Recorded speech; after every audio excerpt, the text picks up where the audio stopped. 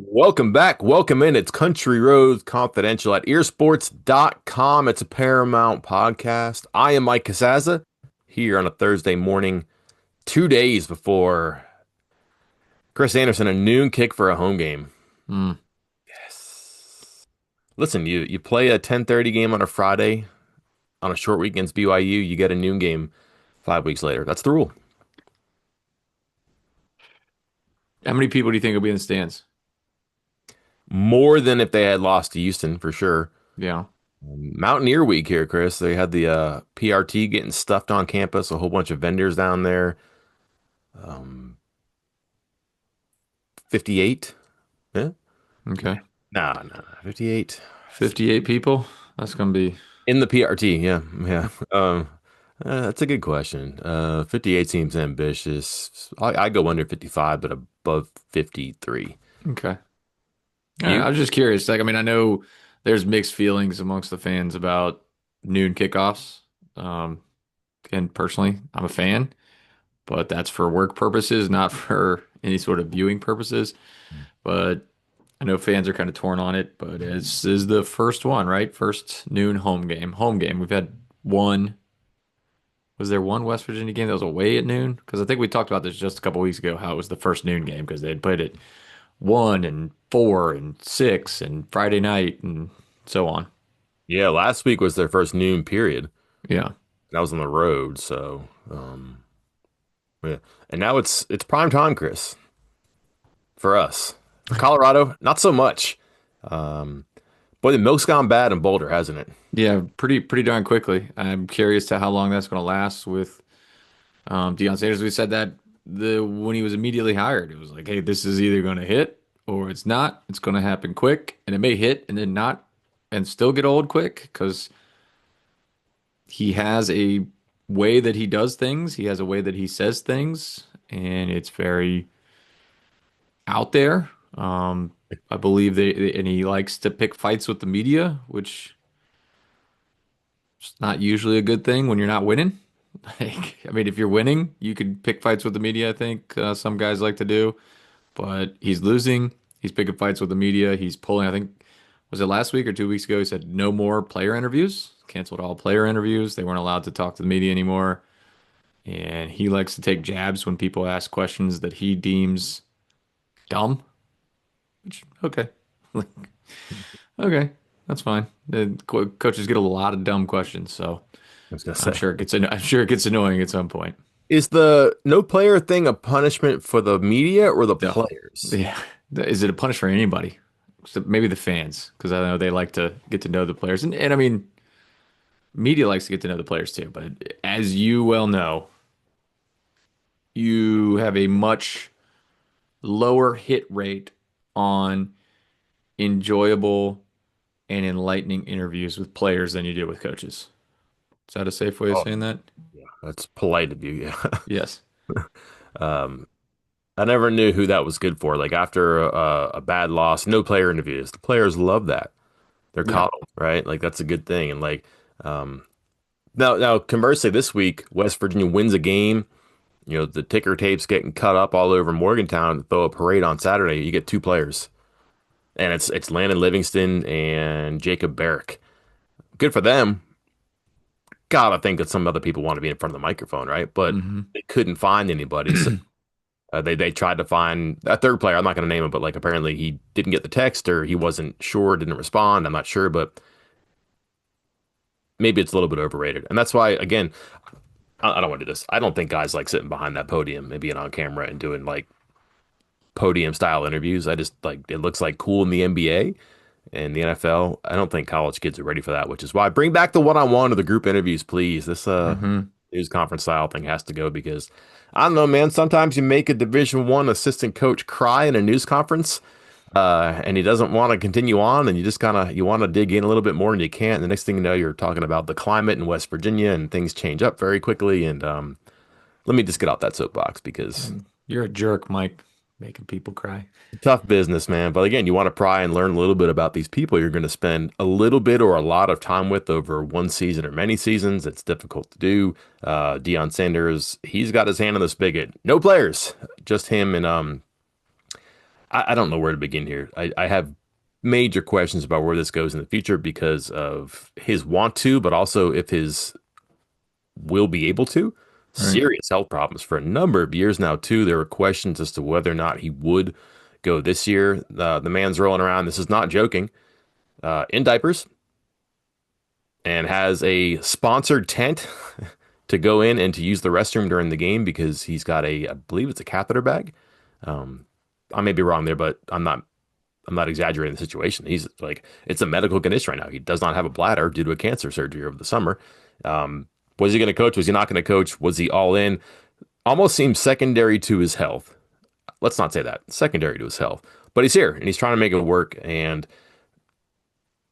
I don't think he wanted to bail after losing his Heisman Trophy winner and his sons. I think he wanted to, one, stay coaching, but also prove that it was much more of him and the program that so many people have built and not just a small collection of players. Truth is, like that was a large collection of players, Mm, very good receivers, some talented players on defense too. Major turnover this year, and you're left with a 3-16 that in a two-game losing streak, Chris has been outscored 105 to 24. And the teams that have beat them, have you seen the teams that have beat them? yes. Utah, that'll happen. Arizona, that Woof. probably shouldn't happen. And that was a home game against Arizona. Here they come a week later to West Virginia. Noon here, 10 a.m. in Boulder. This is going to be tough, I think, especially a WVU team that probably for the first time in a long time really wants to get on the field and get after somebody, especially at home. Yeah, I mean that team that they put together where they, let's say, pushed out, gently persuaded to leave, what, 50, 60, 70 players from the team and then brought in all of their replacements.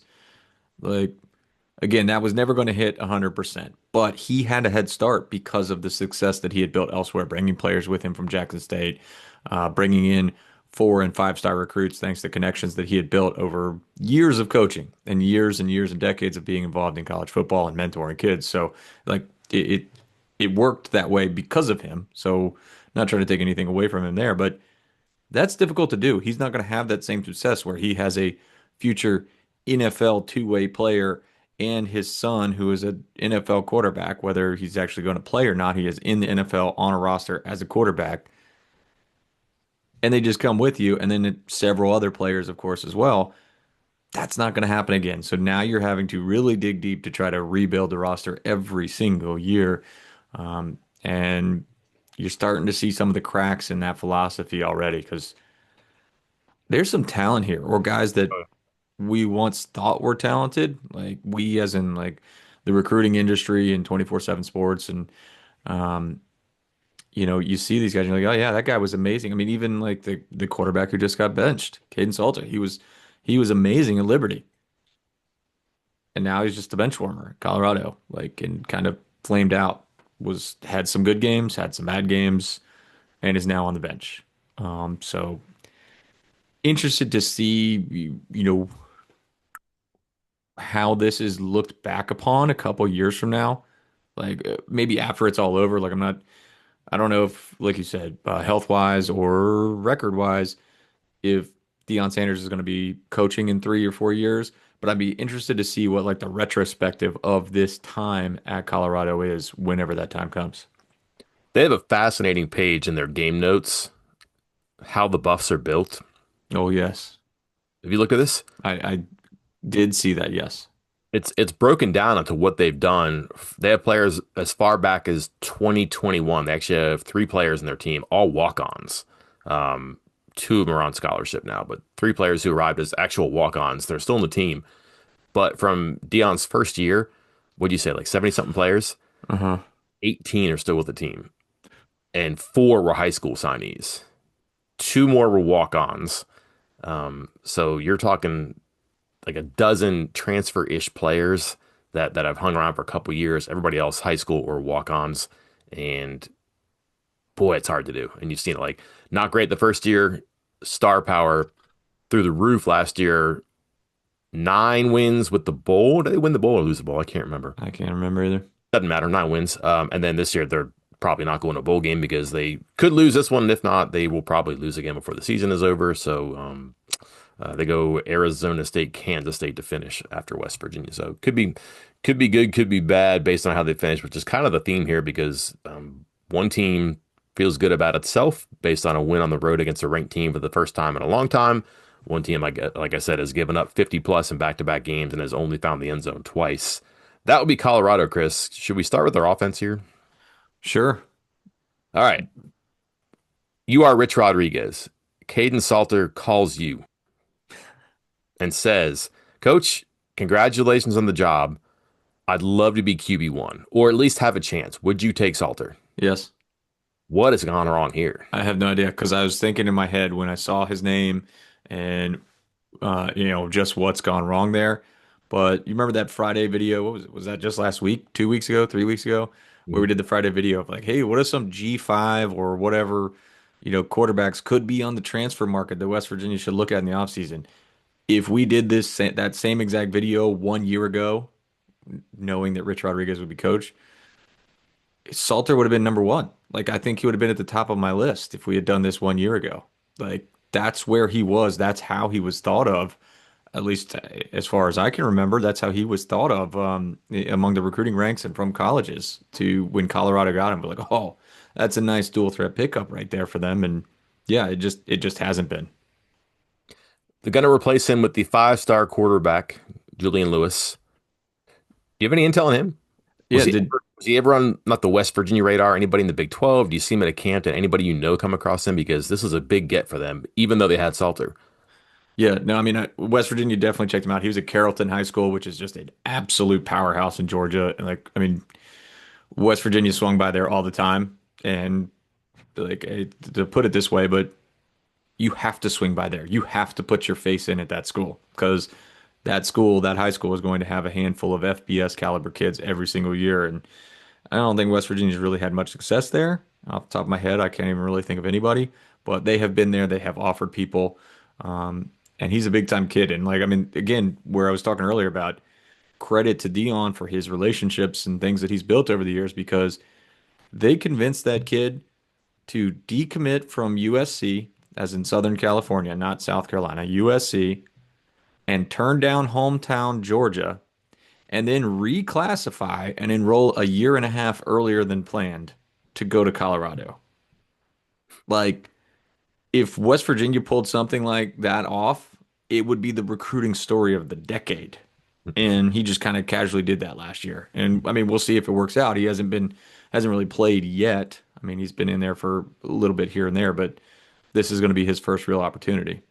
Yeah, two games is all this season, and like one of them just gets an asterisk for me. They played Delaware, which is FBS now, not FCS, but they played all their quarterbacks that day because I guess Sanders was trying to find somebody, and they end up not playing him. He goes 2 for 4 in that game, and then just doesn't play the next 6 games. They're getting pummeled last week. They put him in. He goes 9 for 17, throws a touchdown, so they find the end zone with him, um, and now he's your starter. This goes one of two ways, Chris. Hmm. He's not ready, and maybe because of that conclusion is Zach Alley just tortures this guy, and it seems like Zach Alley is rubbing his hands together, ready to torture this guy. I just think that's probably what he wants to do because he sees a freshman quarterback who hasn't played a whole lot and sure as heck hasn't seen what Alley can or probably will do. Or Chris, this is an upgrade because there are numbers here that just do not make sense with Salter. And I think his play was so below par, which is good in golf, bad in football, that a change is a positive, and just anything more effective is amplify for positivity. And I can give you some data on that, but I just think that Salter had gone so bad and things were not working with him that just changing it a little bit might make a big difference. Or spectacular disaster on the road. Yeah, no in between, right? Like it's not going to be like an average or slightly above average performance. It's going to be one or the other. You want to go ahead and give your Salter stats? Because yeah, I mean, I've seen a lot of these stats. Like one of the big things that sticks out to me and the difference between wins and losses is in their wins, they hit the deep ball. Like they convert passes down the field. 10.9 per attempt against Wyoming, 10.2 versus Iowa State, 8.6 versus Delaware. Those are their top three. They have 7 touchdowns, 0 interceptions, and they throw the ball down the field.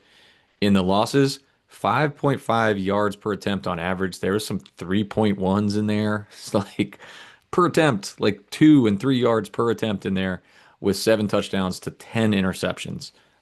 So how does that carry over? Like, is this an offense thing or was that a Salter thing? It's hard to tell.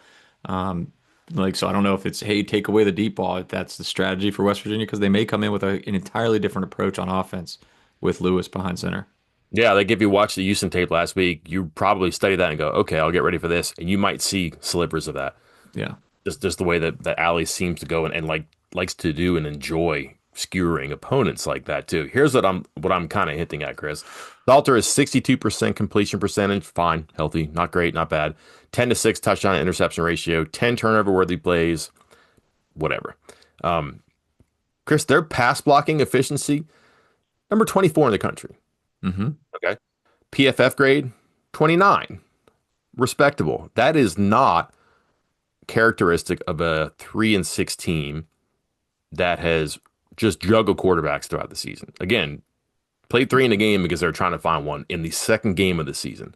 That Uh, ranks 116th in sacks allowed, by the way, which I think is where you're going. Sorry, I didn't mean to jump in front of you, but holy moly. yeah, so these are good numbers. And again, PFF, that's your gospel, or that's just propaganda. Maybe it's in between. I don't know, but I'm just using that as a baseline here. Scouting says top 30 offensive line, 34 scrambles, 14 sacks, and 14 throwaways. Let me do the math in my head here. 72 dead plays. 62 dead plays? Yes. 62 dead plays. If you add up scramble sacks and throwaways, fifth most in the country with that offensive line. Okay. If you take that total, compare it to the number of attempts, it's the highest ratio of dead plays. Those are pass plays that are supposed to produce something. It either ends in a scramble, which could be good, a throwaway, which is zero, or a sack, which is negative. An unknown, a negative, and a nothing on a large ratio of his plays, more than anybody else in the country, with a top 30 offensive line. Somebody should be doing better than that with that offensive line, I think. Is it Yes. Lewis? I don't know. Can I share something here that, because you're not wrong, 100% not wrong. I think you're 100% on to something right there that you should be doing something. But I see a pattern here, Mike. Hmm. We agree that according to those numbers, the PFF numbers, the offensive line's pretty good. Like you said, top 30. You go through and you look at their pressures allowed. Like the right tackle Johnson has 16, which is, in the bottom 12 or something like that in the Big 12, but that's it. Like everybody else is pretty solid up front. And then you go around and you look at these other positions. Running back, Micah Welch started early, then Hayden and Mikkel were starting and we're back in there. Then they came back to Welch, but then he's only playing 17 snaps in the game. Wide receiver, you go through and you look at their who's been starting at the receiver positions. Miller, Brown, another Miller, Gibson. Next game, Miller, Brown, Williams, Atkins, who's a tight end. Next game, Harge, Timmons, Williams, Taylor, so on. And just every single game, it's different. Tight end, Atkins is really the top tight end, but he's only played about half the plays, and he went from like 17, 18, 19 snaps to 50 to 60 snaps. And it's just like up and forth. And even quarterback, Salter starts, then they go to Staub, then they go back to Salter, now they're going to Lewis.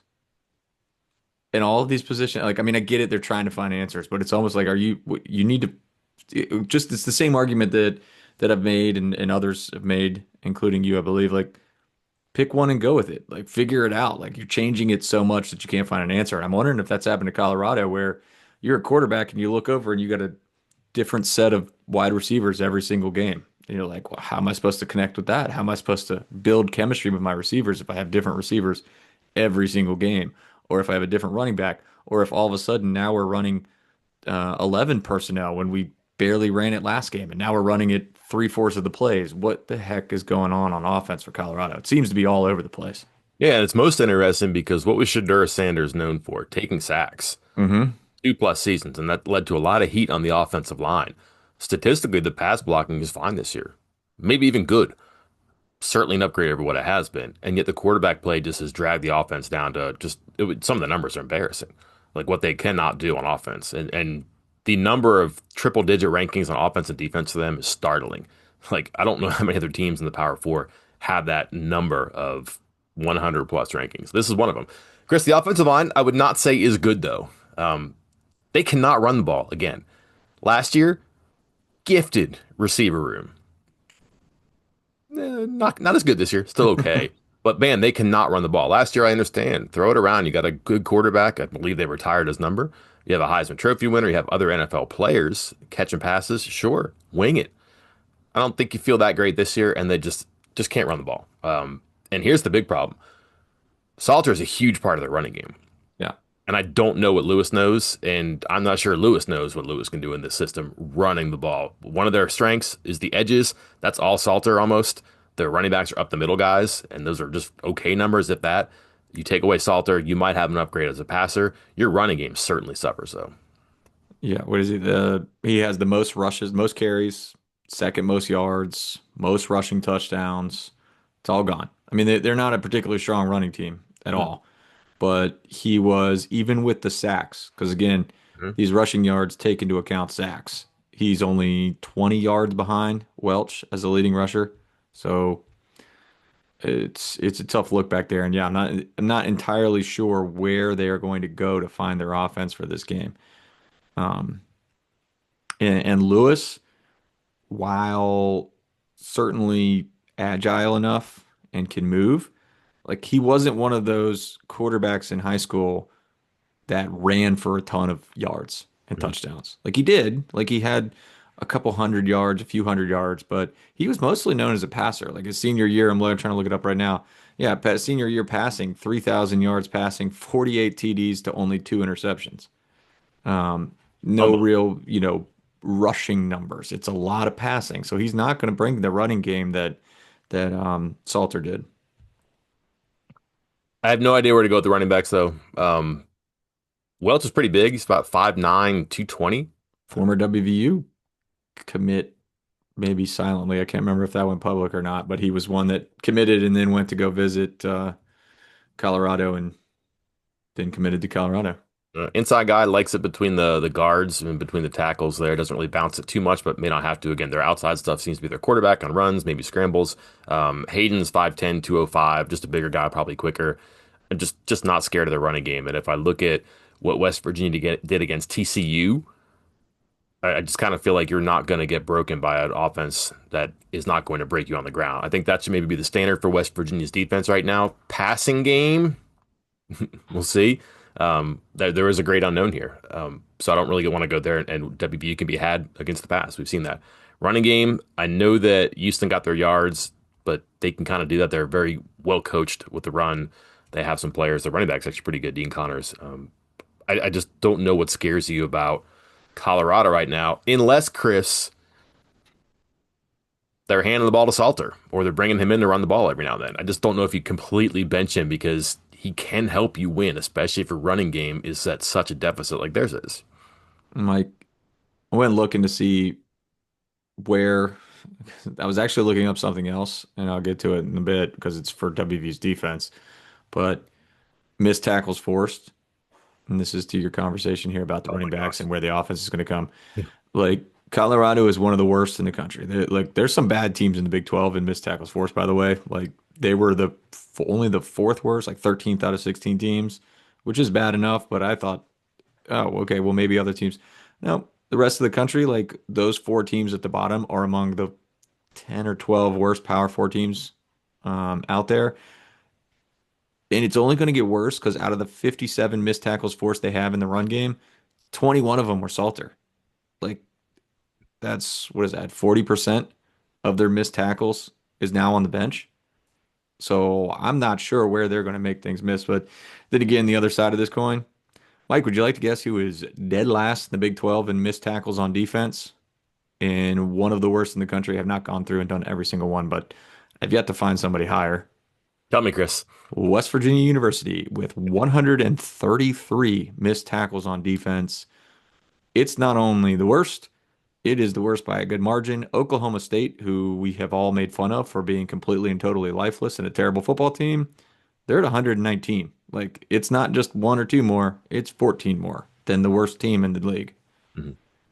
So Number they, three in missed tackles is a receiver with seven. The running backs just don't do it. I think their number one running back has like 10 or 11, if I remember correctly. It just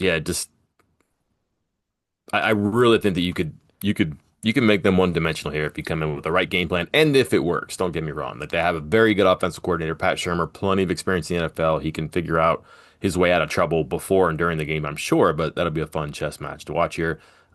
The reason I mentioned the receiver with seven missed tackles, Chris, Draylon Miller, he is Omarion Miller's brother. I believe the brothers.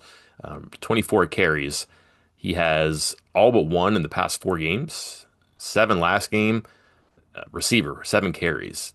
They use him, and that just makes me think that you might see Salters on there. I don't know if you put two running backs in the backfield, but what do you have to lose here? If you're trying to spark your offense with a quarterback, I just don't know if you completely take away your best offensive weapon. We'll see. I don't know, but they are gadgety sometimes. They can do some stuff to be creative, but they almost have to because just some of their offensive numbers are dreadful this year. I don't yeah, know, just he might be a guy that's actually like your quote unquote starting running back for this game because last week out of his 40 snaps, 34 of them were as a running back. yeah, he motioned a Like, lot, started there a lot. Yep. yeah, it's because I mean, at the beginning of the year, he had like, for instance, what is this? 51 snaps, all 51 at wide receiver. Mhm. That's where the season started. And now in week 10, out of the 40 snaps, 34 are at running back. Or again, as you noted, motioning over at the very least, and the play is snapped with him in the backfield. Something nice to say about Colorado's offense, Chris? Okay. Pretty good in the red zone. Okay. 90.5%, number 28 in the country. Something bad about the Colorado offense, 21 red zone possessions. That is number 125. Yep, yes. So they're good when they get there. They just do not get there very often. Just a surprisingly punchless offensive season this year. When you look at some of the talent they brought in, but also they developed. Like Miller's been in that program for a couple of years now. Already this season, more receptions, yards, touchdowns than he had his first 2 years combined, which I understand he was playing behind some pretty good receivers, but he's been productive this year. And the offensive line, they spent some money on and tried to make it better. Numbers are what the numbers are right now. Mm. Ready to flip sides? Yeah, I'm not sure I'm ready for this one either. This doesn't like the defense might be worse than the offense, which is worse, Chris. Like I'm not trying to hammer Colorado here, but this is the reality why they're 3-6 coming to town, why they've had two really bad games in a row, 52 and 53 points in successive games, only scored 7 and 17. The defense is it just hasn't gotten it done. And I thought they might have had like an up and coming defensive coordinator. They still might, but this has not been the season for him or for them. Yeah, I mean, I was to say we're only, well, not quite a month, but 3 weeks ago it was like, hey, they just upset Iowa State. And again, we've now seen Iowa State lose five in a row, I believe. So maybe Iowa State just stinks too. But at the time, Iowa State was ranked number 22 in the country. And they beat them and held them to 17 points. And then they were going into the bye week to get healthy. And I was like, hey, maybe things aren't that terrible. They're 3-4. They're getting into a bye week. They just beat a top 25 team. Maybe things are turning around. They only have one, ranked team remaining on the schedule with Utah, and it just hasn't been that way. Like you said, 105 to 24 the last 2 weeks after the break. And I want to say they've given up on the season. Certainly not, but it hasn't looked pretty. And you know what else hasn't looked pretty? Their availability report. The Like, what? yeah. The availability report, the injury report, it's similar to West Virginia's. There are a lot of dudes listed as out, out, doubtful, out. I mean, it hasn't gone up. Like we're recording this on Wednesday afternoon. It'll be up later tonight, so we'll see what it looks like for this week. But last week, 3, 4, 5, 6, 7, 8, 9, 10 players listed as out by game day, with another 10, 4, 8, 10, 12, 13 others that appeared in some form or fashion that eventually became available. I take back my sarcastic what because I thought it was Colorado that was fudging the availability reports, but it was actually Utah and they played 2 weeks ago. Oh, Uh, Colorado does not do the two deep, and their game notes are typically late in the week too. So I'm suspicious every so often here. Colorado's defense has some players that I like, and I mean I don't like them, but I like reading about them. One of them is Reggie Hughes, familiar name for Rich Rodriguez. admitted that they tried to get him to West Virginia, which Like again, I think we circled him, highlighted him as a potential option, but I don't remember it getting that serious. Chris, there are three linebackers in the FBS who have played 300 or more snaps and have not missed a tackle. Oh, He's one. There are two that have played 300 or more snaps and have not missed a tackle. He's one of them. There is one who has played 400 or more snaps and has not missed a tackle. He is the only one. holy 400 plus moly. snaps on a defense that is on the field a lot and he plays a lot. He has not missed a tackle. That is a jump from Conference USA, Jacksonville State to a defense, under siege for sure, and has played very good football this year. He would have looked good in gold and blue. That is impressive. Those are some wild numbers. I mean, because like that's even hard. That's hard for me to wrap my brain around I couldn't believe it. because In fact, I'm going to go back and check. yeah, no, I mean, I believe it. Like I believe it because you're telling me it, and I believe you, Michael. But it's just wild to think with the way guys fly over the all around the field. Because like Tony Fields, for instance, I go keep going back to him, but Fred Perry is doing a Tony Fields impersonation where he's all over the field. He's racking up a lot of tackles, but he's also racking up a lot of missed tackles, and that's solely because he's getting to places where the vast majority of other defenders aren't able to get on the field. And so it goes down as a missed tackle. But if it were any other defender that were slower or had a worse read, it wouldn't register as anything except the guy running free with no one there. So um, that's wild. That's good stuff, though.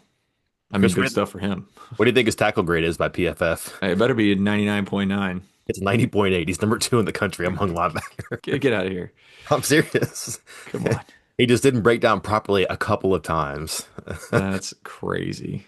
They just I don't know. They've been beaten on the ground pretty bad, and I think if you're West Virginia,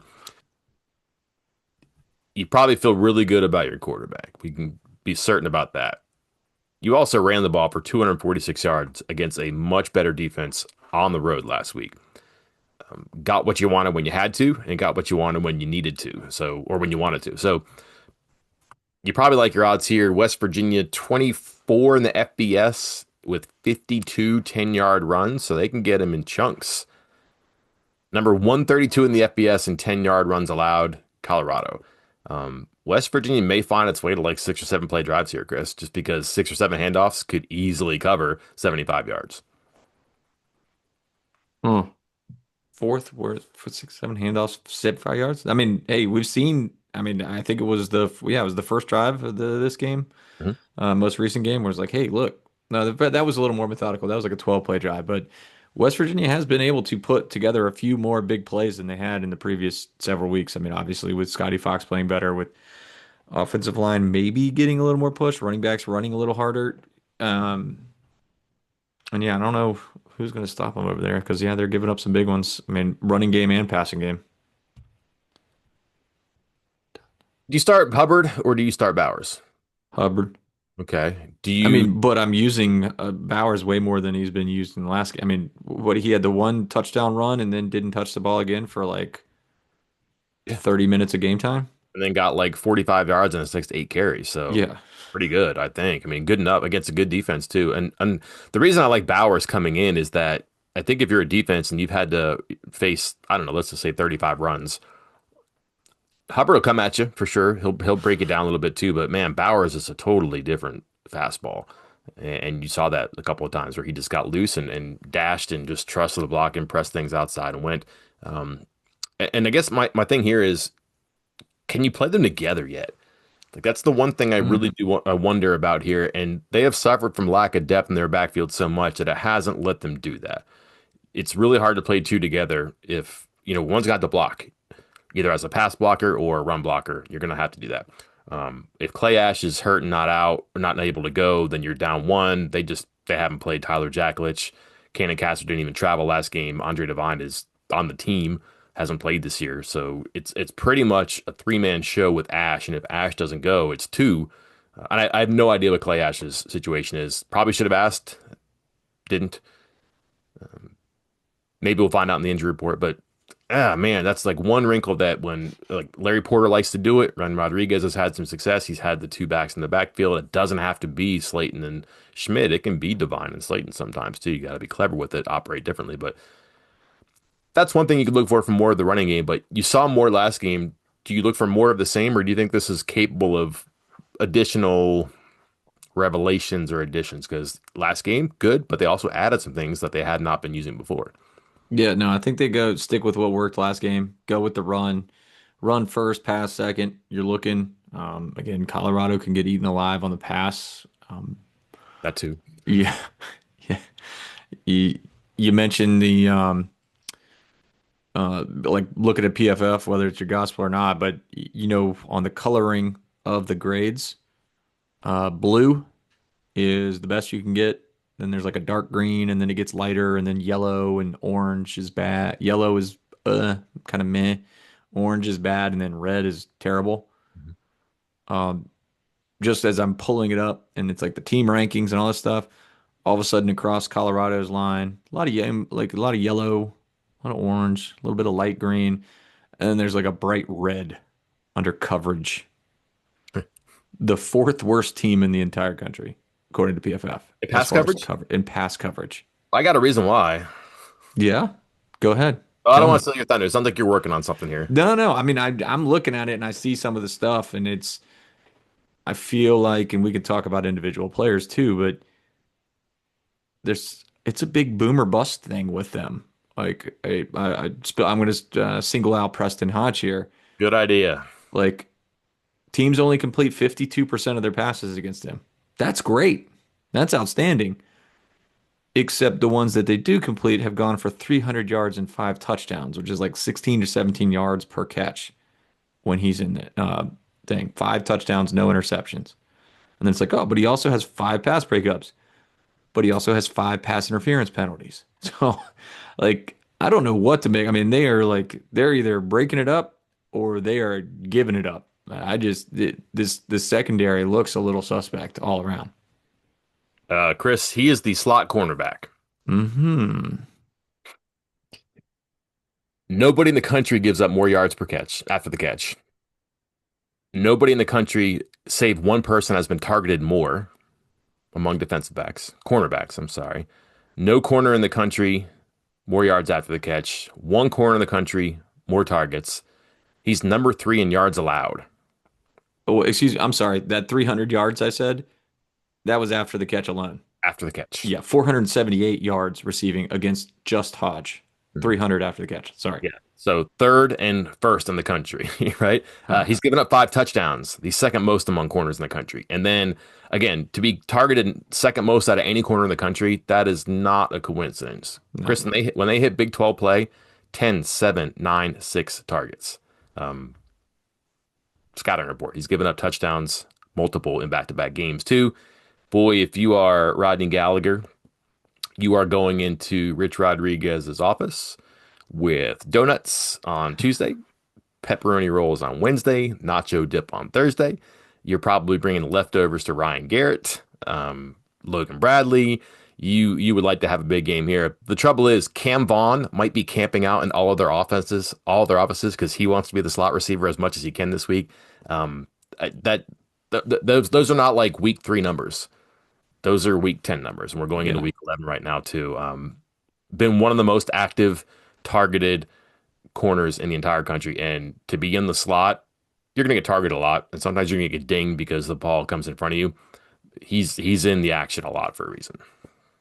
Yeah. And unfortunately for them, he's not the only one. I mean, you just roll down and you look at some of the things. I mean, he's the worst or the most targeted and the worst as far as yards after the catch and some big play stuff. But I mean, guys that are starting, Carter Stoutmeyer, Mhm. like a safety guy, 31 yards per reception allowed, 31 yards per catch.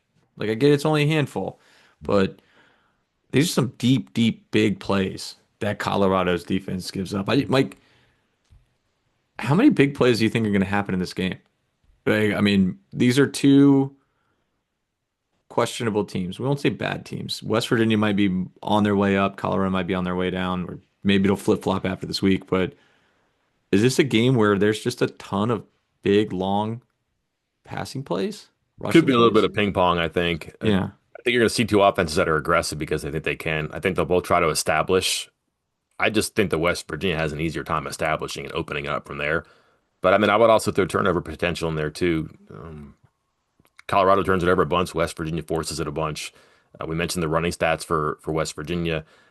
I think that the offense for Colorado ticks up a little bit. Be curious to see what they let Lewis do, but the over/under is really interesting here. But you could also see one team carrying a lot of the offense for the over/under and the other team not. And you could see both teams playing quiet here. Like Colorado may want to protect their freshman quarterback and try to go into a winnable game against a team with a identical record.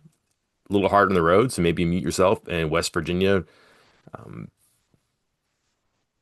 I have a hard time believing they're going to get a low number in this one, but you could see where Colorado just plays keep away. Maybe their defense is a little bit better. Maybe the running game. We're 2 weeks ago from 2 yards a carry against TCU. I'm not sure they're completely out of the woods yet. Last week was great, but there is a real slim shady kind of a question here too. But if you had to bet on one, you're probably betting on a lot of big plays here. Um, Teams defense. This is a defensive opponent. Long scrimmage plays, 20 plus yards. The Mhm. number of West Virginia and Colorado tied for 117th out of the country. So, Yeah. oof. You like to track pressures, right? Hmm. Where would three players with 10 plus pressures on the entire defense rank in the Big 12? I'm going to guess toward the bottom based on some of your stats you've unearthed this season. Yes, yes, it would. It would rank towards the bottom. I mean, I think again, Texas Tech is in a league of their own, but I think Texas Tech has four defensive linemen with more than that. So, yeah, three is amongst the worst. Team totals hadn't gone all the way through, but I'm pretty sure their team total is near the bottom as well. Yeah, 215.8 yards rushing per game. They gave over 400 to Utah 2 games ago. They've given up 204 or more in four of the past 5 games. The exception, TCU, which can't run the ball as we described earlier. So, and again, like the big thing I think here, if you're West Virginia, and this is where it may line up to be great for them. They go crazy in the first quarter last week, 14 points. They only had 14 first quarter points all season, but script was good. Ran the ball, got some first downs. Everybody's thumping their chest to go to the sideline. They come back and do it again, 14-0. Back-to-back games, Colorado's trailed 17-0 at the end of the first quarter. And those are arrows going in different directions. And I think if you'd rather grab one, you'd rather grab the West Virginia arrow here at home. Just did it last week, feeling better about itself. How do they pick out what they want to do is probably not a mystery. I just think you run the ball and you run the ball a lot here. Yeah. I was gonna say the pressures, you look at some of the stuff that the one guy I was going to bring up on the defensive line. Because, yeah, again, rushing the ball, do it, go for it. Pressures, whatever. Arden Walker, Missouri guy. I remember talking to him out of high school, 22 pressures most on the team. And that might be your biggest threat as far as the passing game goes. Rushing the ball, get into third and shorts because that is where that defense can really be exploited in their wins. Colorado's third down defense holds opponents to a 25% conversion rate, and the average depth yards to go in those situations is over 7. In the losses, opponents are converting third downs at 40% of the 40% of the time, and the average distance to go is under 5. So run the ball, getting into shorter thirds. And West Virginia has shown they're not afraid to go for it on fourth down. So you can turn this into a 4 down game and churn out first downs and kind of keep it out of their hands. So we buried Colorado for 40 minutes here.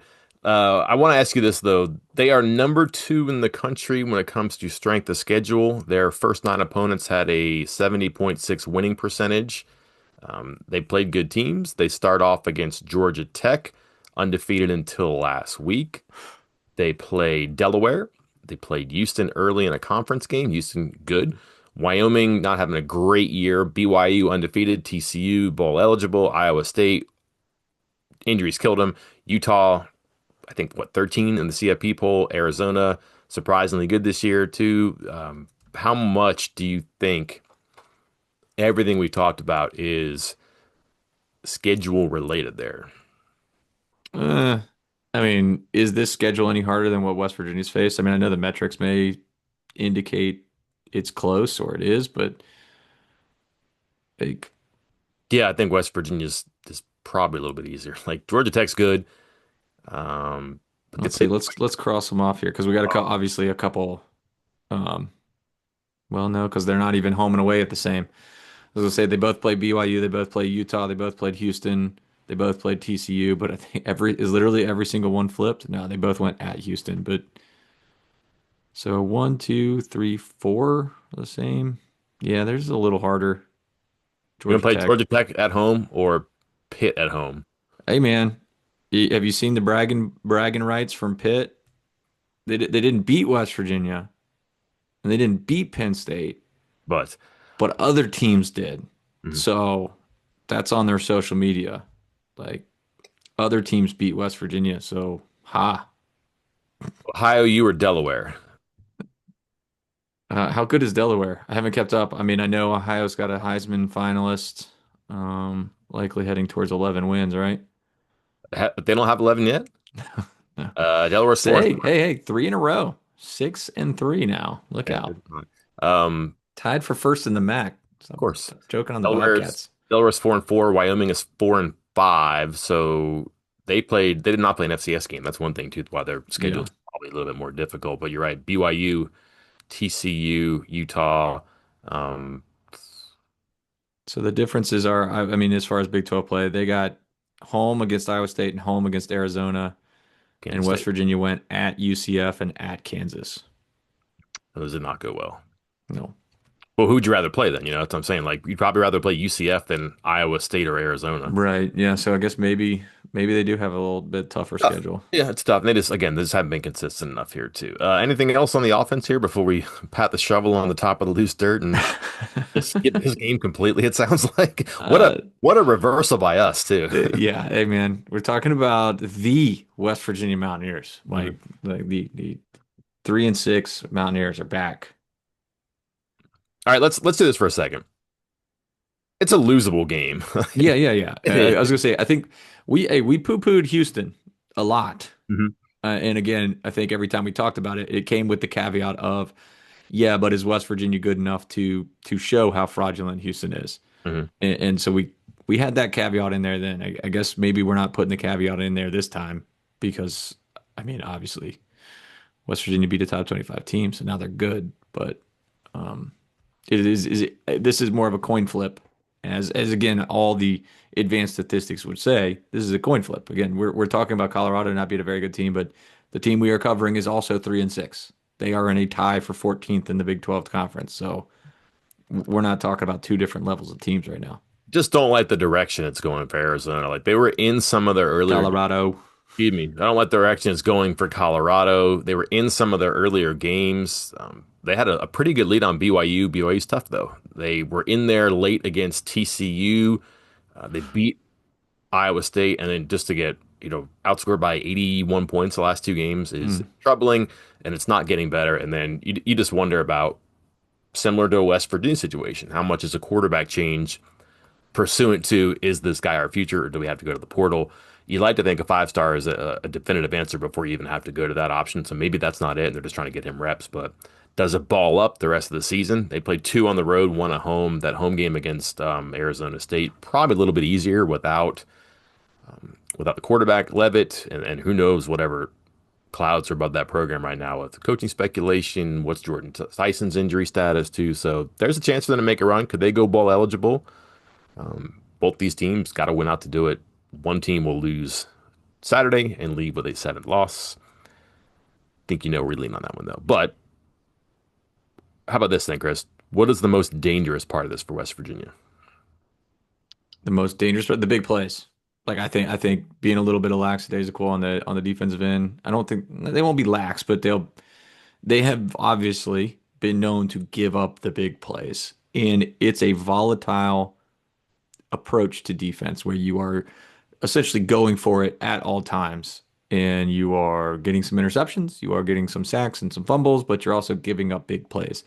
And we have seen from time to time this year that sometimes the interceptions and the sacks are not there, but the big plays still are for the opposing team. And it just as well as it might happen to somebody else, it might happen in this game against Colorado. So I All right, think that's the big worry. I'm with you. Yeah, and again, rat poison. Rodriguez mentioned it. Old Coach Saban said rat poison. This team consuming rat poison would be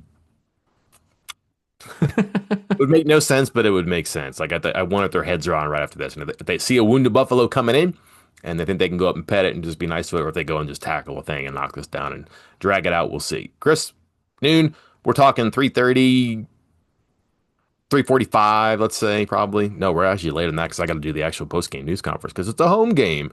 Mhm. Forgot what those are like. What are we discussing as we dissect a win or a loss, and a seventh loss or a fourth win for the Mountaineers? Are you sure you don't want to go first so I don't steal it from you? Let me go turnovers. I think Zach Alley is going to be in the lab, really trying to like I said, trying to torture this guy, not because he's a freshman, but because he's going to be vulnerable to things.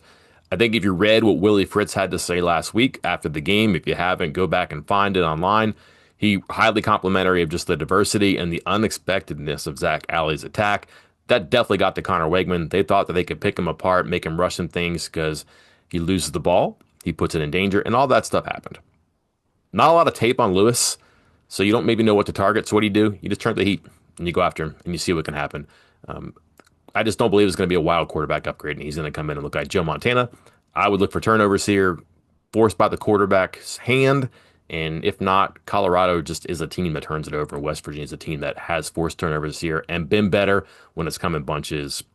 Aggressive defense, punching at balls, jumping passes, expecting what to encounter from the quarterback here, it just adds up as they could steal 2 or 3 possessions and get some easy field position, some easy opportunities. And if not, then Colorado's in a really good situation. I'm going to say red zone offense for West Virginia. This is something new. I don't normally go here, but just looking at some of their games most recently, they're actually pretty good as far as scoring once they get into the red zone. They're top 25 in the country in score percentage. They're top 35 in touchdown percentage, but that touchdown percentage takes a hit in their losses in a big way. In the 2 wins against FBS opponents, they have gotten into the red zone 8 times. They've scored seven, and 6 of them have been touchdowns. That's a winning combination. That's a winning formula. It has not been quite that high of a touchdown to field goal to no score ratio, not even close really in the other games. So that's something I'm keeping an eye on because again, I these are two as much as I'm sitting. We've spent the last 45 minutes to an hour kind of poo-poo in Colorado. They're kind of probably pretty even teams as far as where they are at the moment. I've said one might be trending up, one might be trending down, but pretty even teams. So you're going to need touchdowns, not field goals. I know that's going to. I actually just picked this because of the poster who put on the board that said, "What's wrong with 3 points?" That's what's wrong with 3 points. I'm You know just what, kidding. Chris? I thought it was a great post because it was a good conversation in there. I think there's a feel for it. You asked Rich Rodriguez about it, making those decisions of whether to go for it or not, or 3 points, 7 points. And I like that he gave the answer of, hey, there's some of it's just a little bit of a feel and like knowing that he could probably get to 50 points and really wanted to get that momentum back. So I like the conversation going on. Chris feels like two people on an escalator. You're coming down, I'm going up. We're going to wave at each other on the way when we're right even in the middle, but going the other way. Not that you're going down. You're leaving. I'm just arriving at the party. One of those things, I guess. But we'll see. Okay. We'll find out. Saturday, noon, TNT. I believe that's on YouTube TV, right? I don't know. Get your HBO Max subscriptions, I guess, back to back weeks. And then don't forget basketball later today, and then basketball bookends the weekend with a Sunday game as well. Should be 3-0 if they get done with geez, who is it? Campbell and Campbell on Thursday night. Yeah. Lehigh, I think. Shoot. Lehigh and then Pitt and Lafayette. So we'll see. I got nothing else. Anything for you? Want to empty your notebook, throw more stats at us, or call it a day? No, that's it. We'll have some recruiting updates going up later this week. Picked up a junior college wide receiver commitment earlier, and I don't think they're slowing down. I mentioned this in the VIP mailbag. At the time that I was writing it, there were 27 verbal commitments. My prediction at that time was there would be 20 of those 27 would actually sign with West Virginia, and then West Virginia would add another 15 to 20 guys that aren't even in the class yet, because that's the way they're actively recruiting right now, sending out offers, inviting up for visits. So be prepared for a lot of chaos. It'd be a pity if our website was really busy, wouldn't it? That would be terrible. Hate it. Until next time, I'm Mike Casazza. And I'm Chris Anderson. We will talk to you then.